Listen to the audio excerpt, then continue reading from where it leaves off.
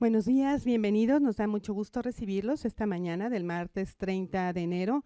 La Universidad de Guadalajara y los hospitales civiles les agradecen su presencia en esta rueda de prensa, una más, para anunciar los pormenores del 20º Congreso Internacional Avances en Medicina Hospital Civil de Guadalajara, CIAM 2018.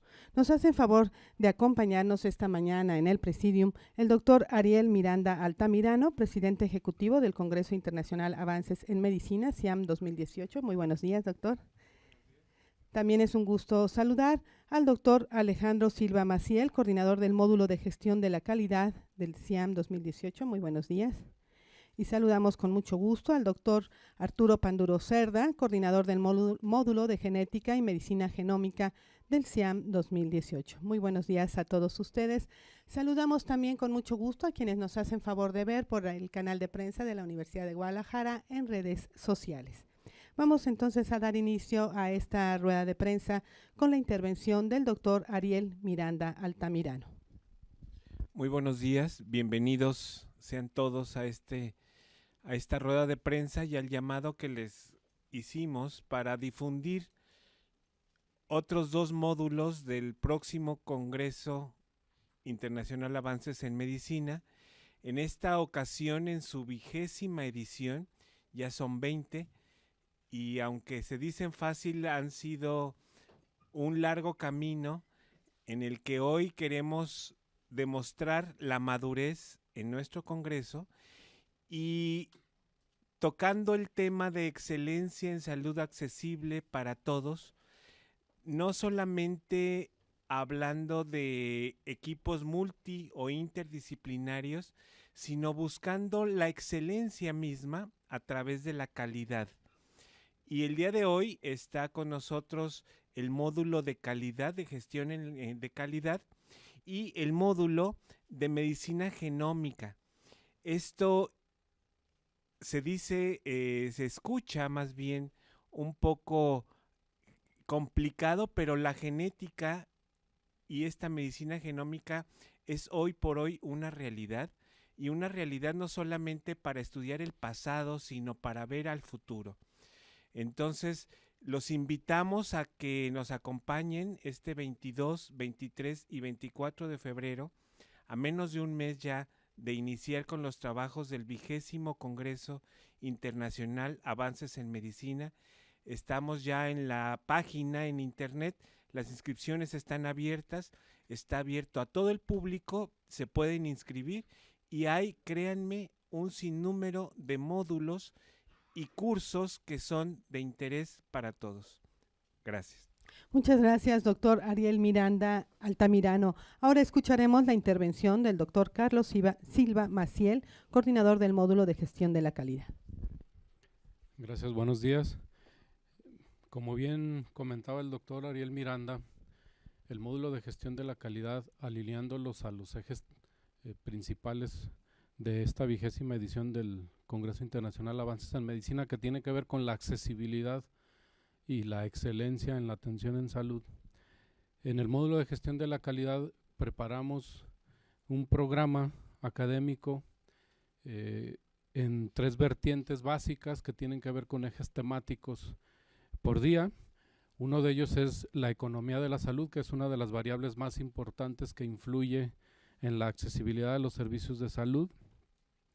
El segundo día abordaremos el eje temático sobre tópicos selectos en la implementación de modelos de seguridad del paciente, y el tercero sobre esquemas mundiales de buenas prácticas en los procesos de excelencia en salud, estos últimos dos relacionados con la calidad de la atención. ¿Por qué decidimos estos 3 ejes temáticos? Bueno, economía de la salud, comentábamos que es una de las variables más importantes que afecta la accesibilidad de los servicios de salud. Y si bien debemos aceptar que en el país ha habido mejoras en los últimos años, tal como un incremento de la inversión en salud relativa al Producto Interno Bruto de 2.4 a 3.2% en los últimos 10 años, así como una disminución del gasto empobrecedor en salud del 3.3 al 0.8% de la población, pues tendríamos que aceptar que existe todavía grandes retos en esta materia, sí consideramos que el gasto de bolsillo que tienen que hacer las personas para poder acceder a los servicios de salud es el más alto de los países que componen la OCDE, el 41% versus un 20% de promedio que tienen los países de la OCDE. Por otro lado, no podemos dejar de observar que, por ejemplo, para el presupuesto en salud en 2018, aunque suena aparentemente un incremento importante de casi 740 millones de pesos, en términos proporcionales es solamente el 0.6% respecto del año pasado. Entonces, eso nos da una idea de la dificultad que va a enfrentar todo el sector salud este año para poder atender la demanda asistencial, toda vez que el incremento de 0.6% ni siquiera alcanzaría en proporción a las inflaciones que se esperan. Y esto está muy relacionado con el hecho de que la inversión física que se ha hecho en los sectores básicos como educación y salud, en términos reales han disminuido del 2009 a la fecha, y eso nos lleva a que en términos de competitividad México pues no esté muy bien ubicado dentro de los países. Por ejemplo, un análisis que hizo el Foro Económico Mundial nos ubica en el número 51 de 138 países que fueron analizados. Y básicamente se debe, entre otras razones, a la poca inversión en términos reales, de acuerdo al crecimiento proporcional en salud, educación y ciencia y tecnología. De tal manera que es una de las razones principales por las que decidimos que el primer eje temático tuviera que ver con la economía de la salud. Debemos también, por otro lado, aceptar que en los últimos años uno de los grandes avances que ha tenido el país en materia de salud ha sido la disminución de la mortalidad, sobre todo la mortalidad infantil, y un incremento en la esperanza de vida al nacer. Sin embargo, cuando nos comparamos con los países de la OCDE, México es de los que más poco ha incrementado su esperanza de vida al nacer en los últimos años respecto al resto de los países. Para México, el incremento ha sido de 1.3 años versus el promedio de 3 años del resto de países de la OCDE en el incremento de esperanza de vida al nacer. Esto ha hecho que la brecha de longevidad entre México y el resto de los países de la OCDE se haya incrementado de 4 a 6 años. Es decir, en el resto de los países de la OCDE el promedio anda en 80 años, cuando en México nuestro promedio está en 74.6 años. Entonces son grandes retos que se deben enfrentar. La propia OCDE realizó un estudio al Sistema Nacional de Salud recientemente y identifica algunos grandes retos para el sistema en México. Uno de ellos, derivado del problema de la fragmentación del Sistema Nacional de Salud en diferentes subsistemas, tiene que ver con la dificultad que tienen las personas para acceder a la atención en salud, dado que su accesibilidad está determinada principalmente por su estatus laboral. Entonces, si tienen afiliación al IMSS, bueno, tendrán acceso al IMSS. Si es alguna dependencia federal, al ISSSTE. Si no tienen ahora el Seguro Popular, hace esas veces. Sin embargo, cuando quieren la portabilidad de servicios entre un subsistema y otro, pues prácticamente es imposible.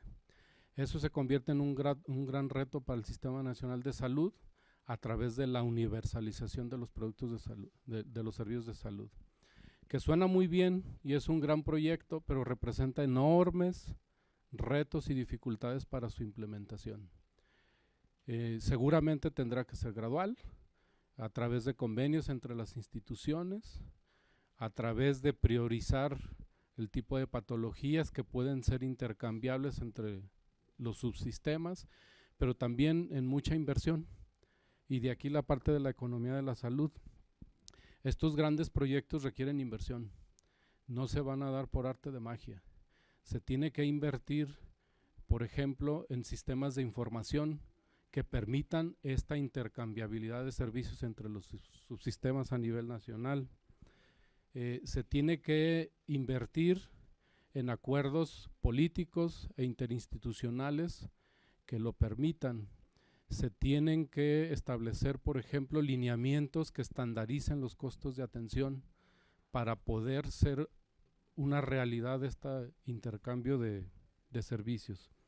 De tal forma que el financiamiento en salud será uno de los grandes retos en los próximos años, y de ahí que en el módulo de gestión de la calidad hemos invitado autoridades de más alto nivel a nivel nacional, como el doctor Sebastián García Saizó, que es el director general de calidad y educación en salud, y el maestro Antonio Chemor Ruiz, comisionado nacional de protección social en salud, para que nos aborden los retos que tiene el financiamiento del Sistema Nacional de Salud y, por otro lado, los retos que enfrenta la formación de recursos humanos, que es otro de los grandes rezagos que tiene el Sistema Nacional de Salud en México cuando nos comparamos con el resto de países de la OCDE, especialmente en enfermería.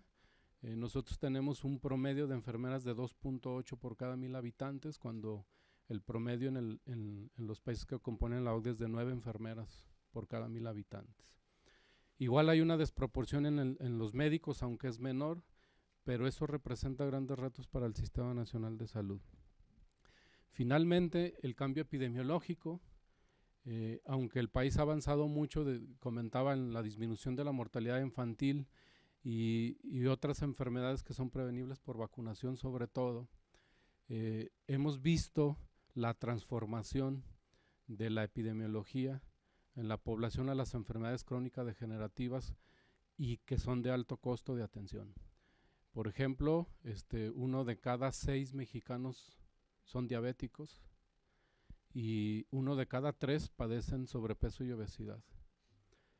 Además, las enfermedades vasculares cerebrales y los infartos son otra de las enfermedades más prevalentes en la mortalidad de la población.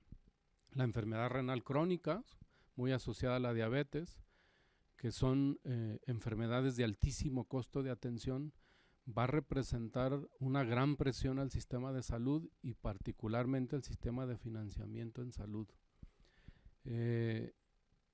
Tendremos ponentes que nos hablarán de cómo sinergizar, por ejemplo, la eficacia y la calidad para mejorar la eficiencia en los sistemas de salud, porque seguramente nunca habrá dinero que alcance. Y tenemos que buscar mecanismos que eficienticen el sistema actual, pero además la inversión en el sector necesariamente tiene que aumentar si queremos mejorar el acceso y la calidad de la atención en salud. Muchas gracias, doctor Carlos Silva Maciel. Ahora escucharemos al doctor Arturo Panduro Cerda. Muchas gracias.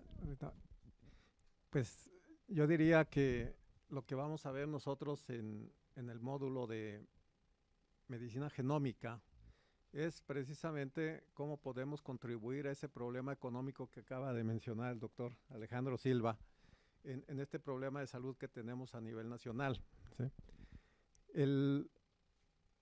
Voy a mencionar solamente algunas cifras que tienen al sistema de salud en problemas serios de financiamiento y económicos. O sea, realmente el 70% de la población tiene o tenemos sobrepeso y obesidad, 70%, ¿sí? Actualmente, las causas principales de mortalidad en México es enfermedad cardiovascular, diabetes y enfermedades hepáticas. Yo creo que esto es lo que está generando, o sea, un problema serio de salud, el cual se está abordando como se ha abordado tradicionalmente, y esto es atendiendo las complicaciones, ¿verdad? En los últimos años, o sea, el médico se ha especializado, súper especializado principalmente en complicaciones, cuando el paciente ya está en etapas de la enfermedad. Lo que hemos aprendido a través de la medicina genómica es a entender cómo se forma y se desarrolla la enfermedad. Esta enfermedad crónica que nos conduce a esta mayor mortalidad en el país se genera en un lapso de 25 a 30 años. Entonces la enfermedad empieza a gestarse por lo general en jóvenes, alrededor de los 20 años, 25 años. de tal manera que después de 25, 30 años se empiezan a enfermar y a partir de ahí empiezan las complicaciones, y una vez que aparecen las complicaciones es cuando se empieza a diagnosticar la enfermedad o se quiere tratar.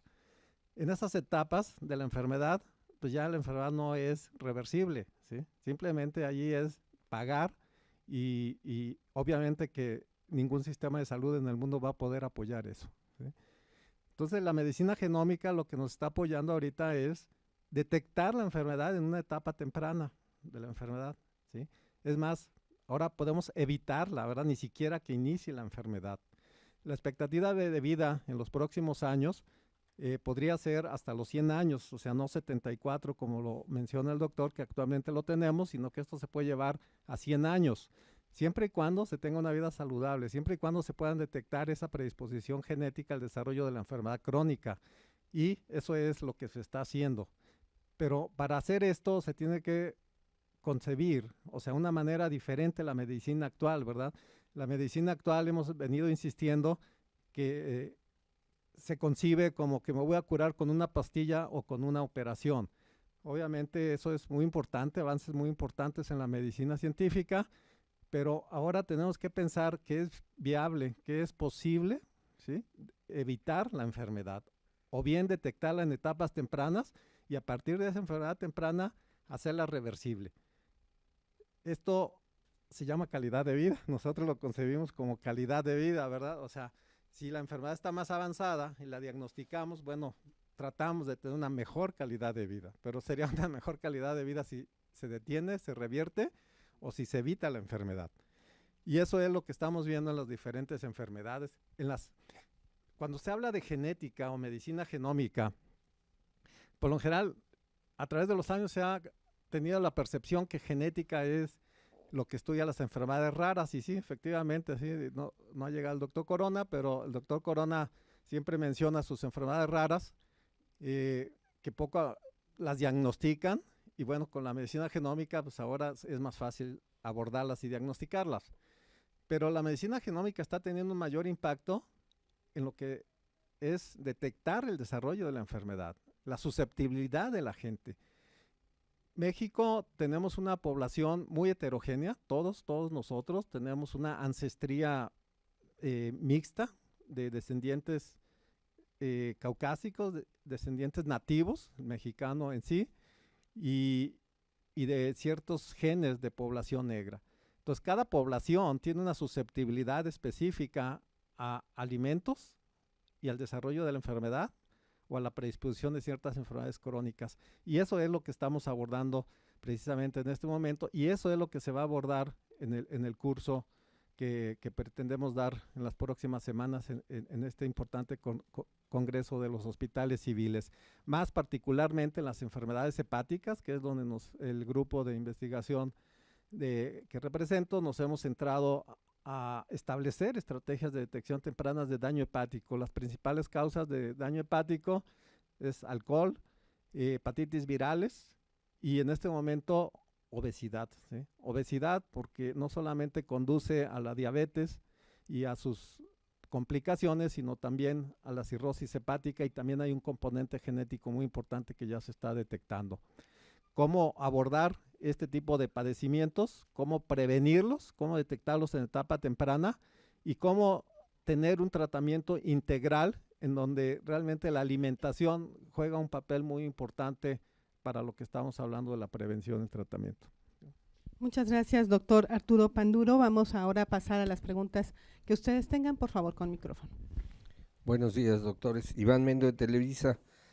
Yo quisiera preguntarle al doctor Silva Maciel, luego de que nos presentó este panorama pues desalentador del futuro cada vez más complicado en el asunto financiero, si los políticos, estamos en tiempos políticos, han abordado este tema, si alguien ha dicho tenemos que poner el énfasis en el financiamiento de la medicina, de la tecnología, o es un tema que no han abordado. Bueno, sería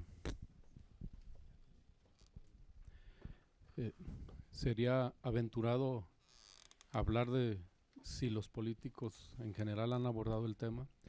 Lo que sí podría decir es de que las personas que cotidianamente enfrentan las dificultades para la atención en salud alzan la voz al respecto de la necesidad. Y hablo no solo desde el nivel operativo, sino también de los niveles directivos de las instituciones, a todos niveles, municipal, estatal y federal. Puedo atreverme a decir que hay conciencia de estos grandes retos, pero dicho así, es un reto, dado que la inversión en salud no puede concebirse de forma aislada al resto del desarrollo del país. Y seguramente, así como el sector salud, los demás sectores que determinan el desarrollo del país tienen necesidad y se están pugnando por ello. Y las decisiones de inversión, quien las toma, no debe ser fácil, ¿no?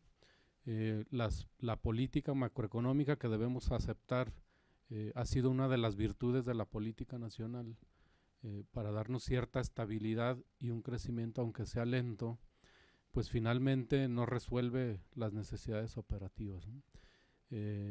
Terminaría diciendo que seguramente a todos niveles de gobierno en el sector se están haciendo grandes esfuerzos por lograr mejores recursos, pero también por eficientar los que recibimos.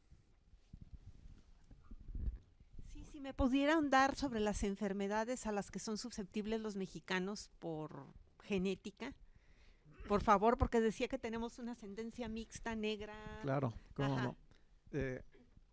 Sí quisiera abordar un poquito la primera pregunta antes de la segunda. Yo diría directamente que a los políticos no les interesa ni la salud ni la educación, ¿sí? Porque precisamente ellos mencionan que eso no adorna, ¿verdad? Para ellos tradicionalmente es las obras y las vemos, ¿no? O sea, que se apresuran. Entonces yo creo que sí es muy importante un cambio en la cultura mexicana, ¿verdad? En la cultura de salud, en la cultura educativa, de que realmente sí es una necesidad. Si no hay una transformación y los políticos no ponen una atención importante en este rubro, o sea, realmente cada día el país va a estar peor, ¿sí? Más de lo que estamos. En el otro aspecto, definitivamente, en la población del occidente de México, en todo el país, o sea, predominamos, cada uno de los mexicanos cargamos con una ancestría genética, una parte española, una parte nativa y una parte negra, ¿sí? De la población negra. Esto se gesta en los primeros 300 años de la colonia a través de las castas, no hay alguien que nos escapemos en ese sentido. Sin embargo, o sea, hay tendencias, ¿verdad? Por ejemplo, en los Altos de Jalisco hay una tendencia mayor a genes caucásicos, todo lo vemos, gente blanca, ojos de color. Hay una tendencia más cercana a lo mexicano en los grupos étnicos. Aquí en Jalisco tenemos a los huicholes, tenemos nahuas y no sé, hay 10 millones de mexicanos, ¿verdad? Todavía realmente en poblaciones nativas. Y la ascendencia negra es la que menos se ha mantenido. Sin embargo, también hay poblaciones en el país donde hay esa ascendencia. Ahora, sí es muy importante esta pregunta que se hace, porque lo que estamos aprendiendo, por ejemplo, en la acumulación de grasa, hay una acumulación muy, muy importante en la gente bajita, en la gente morenita, ¿verdad? Que tiene cierta ascendencia más nativa. Ellos tienen una menos posibilidad de que su cuerpo acumule más grasa, ¿sí? Más que una gente blanca alta, ¿no? Esta diferencia creo que es muy, muy importante y eso nos conduce a dislipidemias, alteraciones en los lípidos, y las alteraciones en los lípidos son las que conducen a la predisposición a la diabetes, después a la diabetes y a la fibrosis. Eso es lo que hemos aprendido. Entonces sí tenemos que tener mucho, mucho más cuidado en una población nativa o en gente que traiga genes más delgaditos, más para cuidar precisamente y prevenir lo que estamos hablando de estas enfermedades. Este es solamente un ejemplo, ¿sí? Pero en cada enfermedad hay diferentes características. Entonces, ¿la población nativa es más tendiente a acumular grasa? ¿Eso quiere decir? Sí, eso es a lo que se refiere precisamente con las enfermedades genéticas raras, ¿verdad? Que no son ni tan raras, ¿verdad? Aparte, Pero se aparte Ajá. del Alzheimer juvenil, que ya se ha hablado mucho en los altos, ¿qué otro tipo de enfermedades hay por esta endogamia? esto que le estoy comentando, ¿sí? Los errores congénitos del metabolismo y esto resultado de las autosómicas recesivas, pues hay una gran variedad de enfermedades, ¿verdad? Bastantes, ¿sí? Cientos de errores congénitos del metabolismo, ¿no? Deficiencias enzimáticas, ¿sí? Alteraciones, malformaciones congénitas. Ajá. ¿Y la población negra no tiene así un diagnóstico más o menos? Un oftalmólogo hacía hincapié en que precisamente, por ejemplo, el glaucoma, o sea, en la población negra hay genes que precisamente predisponen más a este tipo de padecimientos. Eso es lo que estamos viendo precisamente. Ahora, genes de población blanca, todos lo traemos, genes de poblaciones negras lo traemos también, y genes de poblaciones nativas los traemos cada mexicano. Aquí el punto cuando se da esta mezcla de genes es realmente pues saber qué genes nos tocó, ¿verdad? Sí, adelante. Otra. ¿Qué tipo de enfermedades se pueden prevenir con la medicina genómica? Las que nos está causando mayor mortalidad en el país en este momento, que son la diabetes, ¿sí? La cirrosis y la enfermedad cardiovascular. O sea, se pueden prevenir, se pueden detectar en etapas tempranas. Y también dice, ¿el cáncer sí es hereditario? ¿En qué porcentaje? Si mi papá, mamá lo tienen, ¿en qué porcentaje podría tenerlo yo? Bueno, hay que primero identificar qué tipo de cáncer, ¿sí? Primero, qué tipo de cáncer, porque es específico. Hay cáncer autosómico dominante, o sea, cuando es autosómico dominante, es como un volado 50-50%, si el papá lo tiene, 50% que el hijo lo tenga, ¿sí? Un ejemplo de este tipo de cáncer es, por ejemplo, la poliposis adenomatosa familiar, ¿sí? Ese es un autosómico dominante. Hay otro tipo de cáncer que es familiar y hay una predisposición a tener cáncer en diferentes órganos específicos, ¿no? Entonces son muy comunes los diferentes tipos de cáncer en ciertas familias. Esos son los cánceres familiares, ¿no? Entonces cuando hablemos de un tipo de cáncer tenemos que ver dos factores muy importantes, o sea, si son genes o si son factores ambientales o la combinación de los dos. Por ejemplo, uno de los principales cánceres en México en la mujer es el cáncer de mama, ¿verdad? Y el cáncer de mama también está asociado a la obesidad. Y la obesidad, no todas las mujeres desarrollan el cáncer de mama, sino que está la predisposición genética y lo que están comiendo, ¿sí? El ambiente al que están expuestas. Siempre hemos comentado que si se dan cuenta la carne que estamos comiendo, pues los animales están alimentados con hormonas o incluso con drogas no prohibidas y eso pega también a la gente, ¿no? Entonces ahí está un factor ambiental que en ocasiones no se regula muy bien y afecta también a la población. Eso junto con la herencia, con el aspecto genético, pues se desarrolla más rápido, ¿no?